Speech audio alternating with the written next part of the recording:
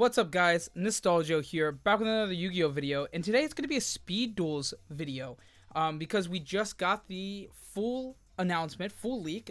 This was on, I think, Lithium's channel. The full announcement of every card in the speed duel set.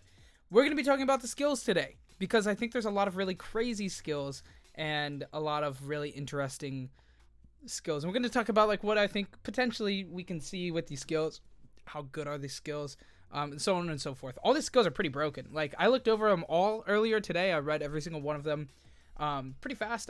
You know, like, not really thinking about, like, theory and stuff, but that's what we're doing now. So, yeah, so I have a compilation of every one of those. Shout out my boy Odd Toxin Gaming, best speed duel channel. You want to get speed duel info, go over there, check him out. I'll put him in the description. But he's who compiled this for me. Not for me, but he compiled it and then sent it to me. So yeah, we're doing that. We're gonna look at every list of every single skill today. So starting off, Consumed by Darkness is a really interesting Crystal Beast skill. As you can see, you can read them all on the screen. I guess I'll read them out loud for the most part, but yeah, all Crystal Beast monsters on the field and in the graveyard become dark, which I don't really know exactly what that does for the deck. If an ultimate darkness, I really wish that said all of your Crystal Beast monsters became dark, because like imagine that counted in hand and you could play lure. That'd be just cool, but that's not the case. And then if an ultimate crystal monster attacks, negate the effects of the attack target during the battle phase. So that is really interesting. You can attack into Man-Eater Bug, you can attach into Dekoichi, you can attack into anything really and be entirely safe. Apprentice Magician, negate it. That's crazy. So that is a really good skill. I don't know what ultimate guys are out that are good. Like, I don't know what ultimate crystal cards are good. I know they have one of the fusions, I believe. I would hope so. There's a fusion skill, so definitely would be. But yeah, that's a really interesting skill. Like, that's really good. During damage calculation, if a Crystal Beast monster you control battles and you would take damage, you can send a Crystal Beast from your deck to the graveyard and then not take damage from that battle. So that is a really cool skill as well. And all of these are just passive effects that you have. So like, this skill is pretty crazy. It's just there the entire game. It's like really cool. Like, that's really cool to me. I don't know how viable Crystal Beast is going to be, but that's a really cool skill. Next, we've got I've got Dino DNA. I don't know what dinosaur stuff we have that's like actually good. I know we have like Hyper Hammerhead. We have a couple like dinosaur things that are good. A couple of the Jirac cards are good, and we have the Pill skill. So that's cool. But this would obviously take the skill, and this card's like okay, but not that crazy. During each of your draw phases, you gain 200 life points, which is weird. Like, weird, okay, sure. And then during your draw phase, if you draw a dinosaur monster, as your normal draw, you can reveal it, put it to the bottom of the deck, and then draw a new card. So that's cool. And then once per turn during your main phase, you can make one dinosaur monster you control gain 200 attack until the end of the turn, which is like, once again, cool, I guess. It's cool. Is Hydrogeddon a dinosaur? Is that card a dinosaur? Obviously, there's actually like a Bastion skill that buffs the Hydrogeddon stuff. I feel like it's a dinosaur, right? It's got to be a dinosaur, right? Yeah, it's a dinosaur. So this can make the Hydrogeddon stuff pretty cool. But yeah, no main phase 2, no Xyz. Like, what are they going to do? Like, you're just going to put up a couple bodies. It's not going to be that crazy. Room for Growth is an interesting skill. Once during your main phase, you can increase the attack of one level 3 or lower monster by its level times 300, or 300 times its level. So if you have a level 3 monster, you can raise its attack by 900. That's pretty good. But I don't know how good that is, really. Like, what is that going to be good for? And then flip this card over at the end of the turn. And we don't have the back of the skill.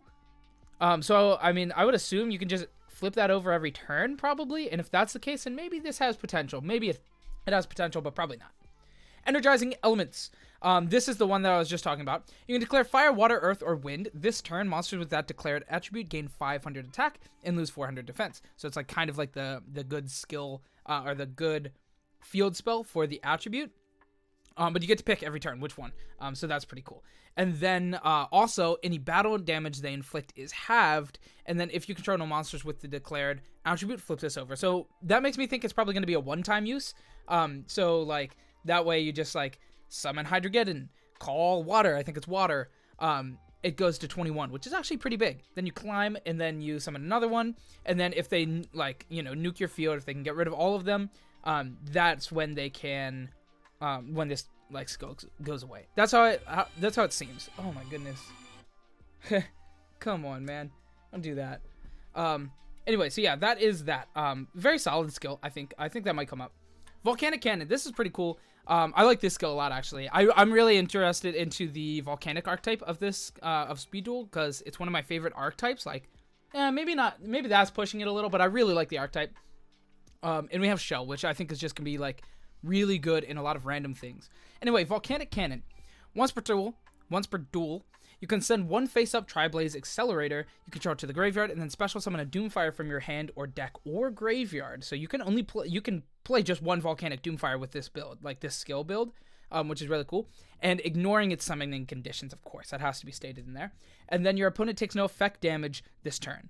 So like, that's weird, but like they burn in that deck. And it says take no effect damage the turn you activate this skill. So that's like kind of weird, because you can't like burn prior and then use it. That's like how I assume it would work. You can't use this skill if you do it. That's probably how it works, but I'm not sure. Cyberdark Style. This card's good. Once per turn, choose 3 Cyberdark monsters from your deck. Your opponent randomly adds 1 to your hand, and then shuffle the other 2 along with another card. So you'll probably just, reveal 3, the one that you want to search out, unless you're not playing 3 of all of them, which I'm not sure how the builds are going to be for Cyberdark. I don't even know if Cyberdark's going to be good, but it's interesting. It's essentially like reveal 3. It's like a bingo machine go, and then put one card from your hand back into the deck as well. So you're like not plus oneing, you're just like 1 for oneing, which makes it like fair. But here's where this is cool. This skill can be used up to 3 times, once while your life points are 3k or less, once when your life points are 2k or less, and once while your life points are 1k or less. So this will be really cool with Cosmic Cyclone. That was the first thing to come to my head. It was like, whoa, that's kind of cool. You can maybe just play like the triple, Cyclone, and then like a bunch of back row, and then like kind of small ratios of Cyberdark potentially, to like get to it every turn. You'll like constantly have a flow of monsters, just like a little bit of food for thought. Like maybe that's what it will do. I don't know if that'll actually be like the way that it's played, but I think it's cool. Next, we have Rainbow Crystal Collection. This one's kind of interesting. I don't think Crystal Beast is going to be super good, but like I think this is a really interesting skill. So, if a face-up Crystal Beast monster you control would be destroyed, you can place a crystallization counter on it instead. So that effectively makes it so your guy is not like destroyable, which is kind of cool.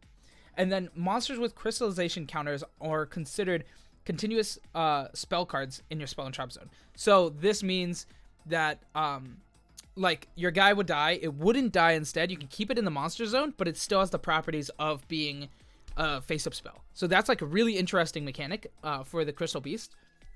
And then if a card with crystallization counter would be special summoned, remove the counter, which I don't really get that. And then cards with crystallization counters can be used as fusion material for ultimate crystal monsters. So that is really cool. So I think I understand that correctly, but maybe I don't. But regardless, it's a really cool skill. Like it's a really interesting skill. Next is Machine Angel Ascension. This is what I'm most hyped for, I think, is the Machine Angel stuff. I think this stuff is pretty good. Cyber Angel, Machine Angel, whatever.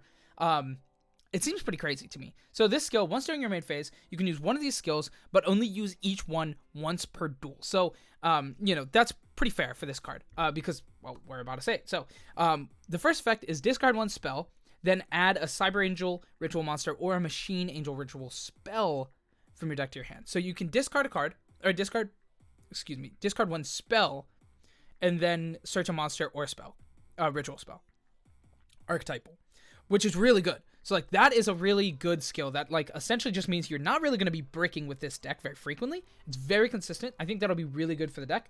Now we just have to see like the cap of the deck, like how powerful is Azana really going to be. It seems good to me, but we'll see. And then the other effect is shuffle one Cyber Angel Ritual monster or one Machine Ritual spell from your grave into your deck, which means you can just play a smaller ratio. Most likely, you have searchability and recyclability with this skill. So I think it gives a little bit of like, it just adds playability to the deck because rituals are inconsistent. They neg every time. So like having that ability is good. I really wish the second effect let you draw. Like maybe that would be too good. It would probably be too good. Like shuffle one back and draw a card. But like, yeah, that'd probably be too good. But I still think that's like interesting. And I think Machine Angel it's gonna be one of the earliest things that I test because I just think it's really good. Next, we have Middle-Aged Mechs. This is effectively just the spell card, the continuous spell card, Middle-Aged Mechs. I'm pretty sure that's what the card is called.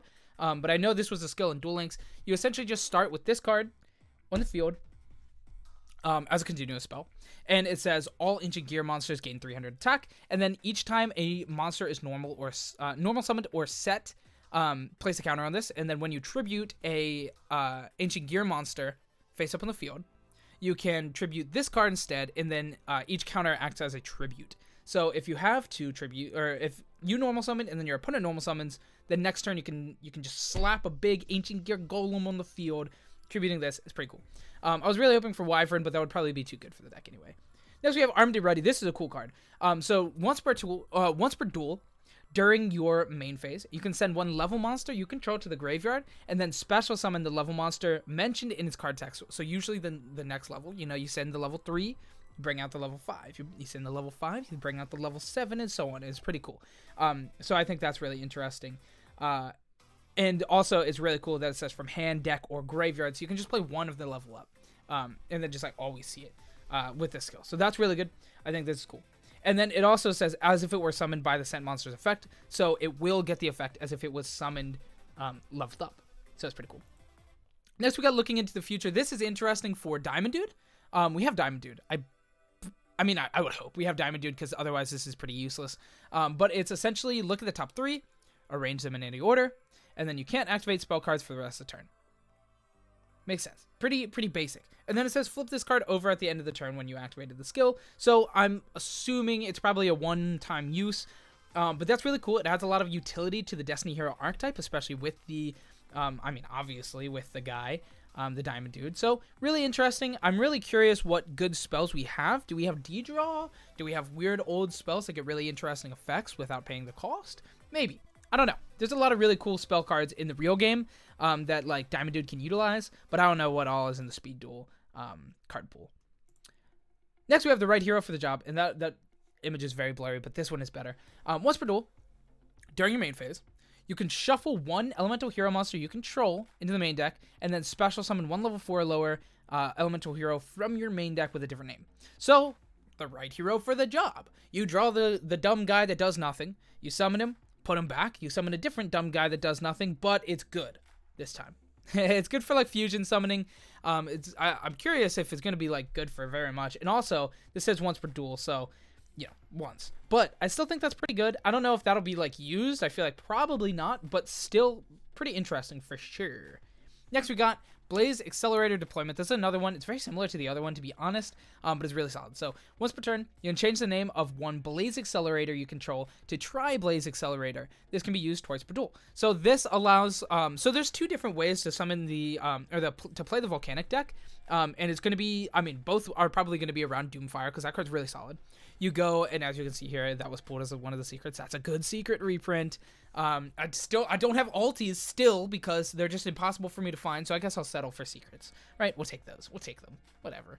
Not that we can play them in speed duels, but still, there's a good reprint. Anyway, Blaze Accelerator Deployment is pretty solid. There's two different ways you can play the deck. You can play it with one Doomfire, and then playing the other version that lets you summon it from the deck, which is pretty cool. Or you can play the triple Doomfire, triple normal Blaze Accelerator, not have to play the Tri-Blaze Accelerator, and then you just play the regular one, and then act as if it's the Tri-Blaze, and then summon Doomfire. So I don't know which one will be better. Obviously, the other one is a little more consistent, because you can tutor it from the deck a lot easier. But this one is still really good and really cool, and I like it. Next, we have Forbidden Cyberstyle Technique. Now, this card is weird, but really insane. So after you can only use this skill once per duel. You're probably not going to be able to use it more than once per duel, to be honest. If your life points are 1,500 or less and you control no monsters, reduce your life points to 50. So yeah, even if it didn't say once per duel, you can only do this once. I guess if you gain life, yeah, so whatever. But yeah, you go down to 50 life. 50. Okay. And then special summon up to 3 machine cyber monsters from your hand, deck, or graveyard. They each become Cyber Dragon, which is the real Cyber Dragon, 2100 attack, all that stuff. But they cannot be tributed, and for the rest of the turn, you cannot summon, set, except fusion monsters, or attack with anything other than fusion monsters. So you can't just summon 3 guys and then kill them, right? That would be pretty dumb. But you can summon them and then make Cyber Dragon or something, And then destroy any monster summoned by the skill during the end phase. So you have to win, basically. Like, this is a you win. That's really what it is. So this could be really interesting. Your life points have to be 15 or less to activate this, and you have to control no monsters. So I'm really curious what this build will see. But I think this will see play. Like, this is pretty crazy. It just, like, summons an endgame boss, and then you should win. But imagine they just have Spear Karibo, right? Because then you just lose. So I don't know. This will probably see play, but it sounds really sacky. And if they have Spear Karibo, you just lose. You kind of just lose. So yeah. Anyway, next we have Crystal Transcendence, and now this is like very similar to just the regular Transcendence. I know that in Duel Links it's been nerfed, 4,000 billion times, but this one's pretty solid. So you can only summon or set crystal monsters and dragon monsters while the skills face up. So that is a pretty big downside, but that's like that's the balance, right? Because the skill's really good. So once it says once per turn during your main phase, you can send up to 3 cards from your hand to the graveyard, and then choose that many Crystal Beast monsters with different names from your deck and place them in your spell and trap zone as continuous spell cards. So, and this can only be used twice per duel, which is pretty interesting. The reason this card is so good is because you can like discard, which enables a lot of things. I don't know how much it enables in this. The first one that came to mind was Oja Magic. That's pretty crazy, right? Maybe like a crystal Oja Magic. I was theorying this a little bit earlier. I went on a walk earlier today, and I was like thinking about this, and I was like, yo, that sounds kind of cool. So I was thinking maybe like Crystal Transcendence. You play a small line of Crystal Beasts, like maybe like 2 Pegasus, 1 guy, or like 1 Pegasus, 1 guy, something like that. Probably 2 Pegasus, 1 guy, and then Crystal Regeki.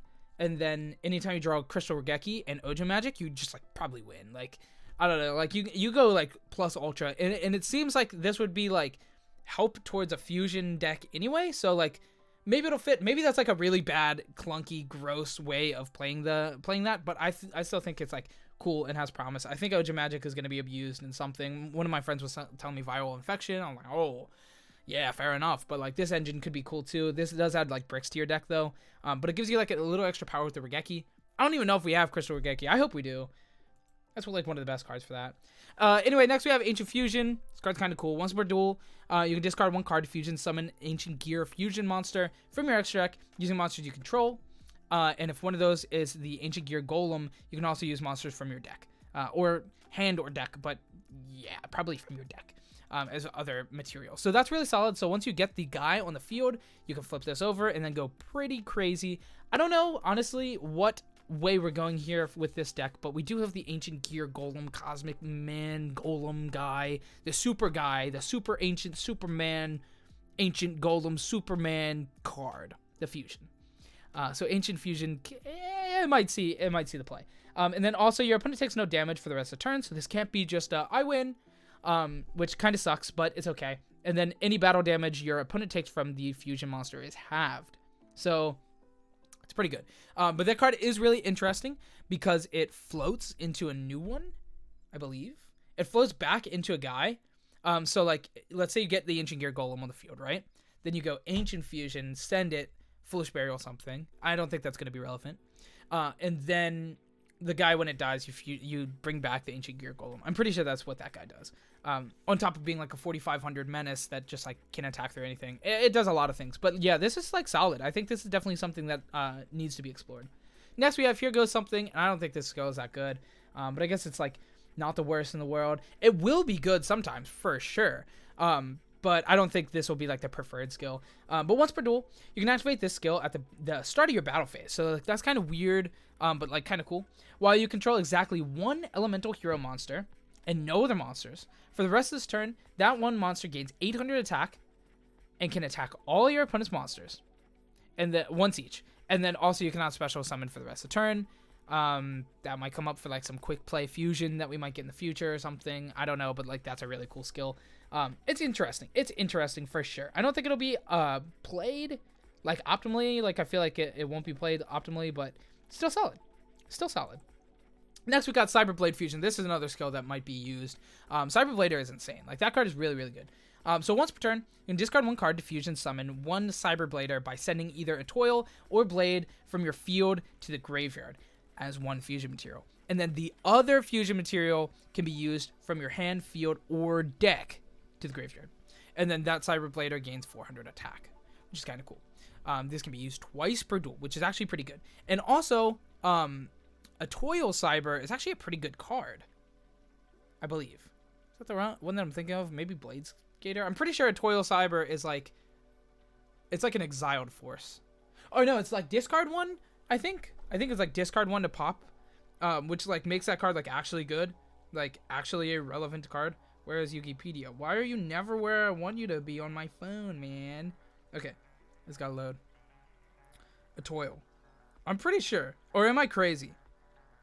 Oh, I am crazy. That card sucks. If this card attacks your opponent directly, it gains 500 attack. Yeah, that card sucks. Never mind. What card am I thinking of? I don't know. Oh well, who cares? Yeah, this skill is interesting. You have to summon a bad card and then play bad cards, but the fusion's really good. So I think this could definitely see play. Next, we've got a powerful group of guys, and this is the one we've already seen. So yeah, I mean, we'll still talk about it because it's a really good skill. While you control exactly one Destiny Hero monster and no other monsters, and your opponent controls more monsters than you, special summon one Destiny Hero monster from your hand or deck with a lower level than the monster you control. You can only special Destiny Hero monsters during the turn you activated this skill, and then flip this card over at the end of the turn you activated this skill. Here's the crazy thing. This is not once per turn. So what you do is you summon a guy, activate the skill, summon another guy. This requires your opponent to have two guys. Yeah, it requires your opponent to have two guys on the field, or three, 2 or 3. If they have 3, this card is insane. But if they have 2, you just like go normal play. So you go summon one, activate powerful group of guys, summon a second guy, right? A lower level guy, a normal guy. You know, he's just a guy, right? He's a powerful guy because it's a powerful group of powerful guys. So then you special the guy, and then you fuse them, right? Then you have one monster again. You can use this skill again for a bigger guy. It's kind of crazy. And it doesn't say special it in defense. So you can go, summon a guy, special another guy, fuse them for a big guy, and then special Dasher from your deck. Like, what? Like, that's kind of crazy. I think this skill's good. Like, this skill's kind of crazy. Next, we have Land of the Ojamas, which is essentially just a field spell. Not everybody knows what that does. So once per turn, you send one Ojama card from your hand to the graveyard, and then special summon one Ojama monster from your graveyard. So that's pretty crazy. It activates Oja Magic. That's pretty good. I like that card. And then it also has the other effect. While you control an Ojama monster, switch your original attack and defense of all monsters on the field, making Ojama King crazy, making Ojama Knight very good. So yeah, this is really cool. Really interested to see, where this deck goes, where the game goes from here. Let me know your thoughts, guys, in the comments down below. And that's all I got. That's the last skill. That's the last guy. That's what we're talking about today. But yeah, I think it's really cool. Anyway, that is it for the video. Thanks so much for watching. I hope you guys enjoyed. Leave a like, comment, subscribe. And of course, as always, I do have that TCG affiliate link in the description down below. If you shop for IRL cards, click the link, shop, check out, do all that stuff. It costs you no extra, and it directly supports the channel. I do appreciate it. Anyway, that is it. Have a good week. Goodbye.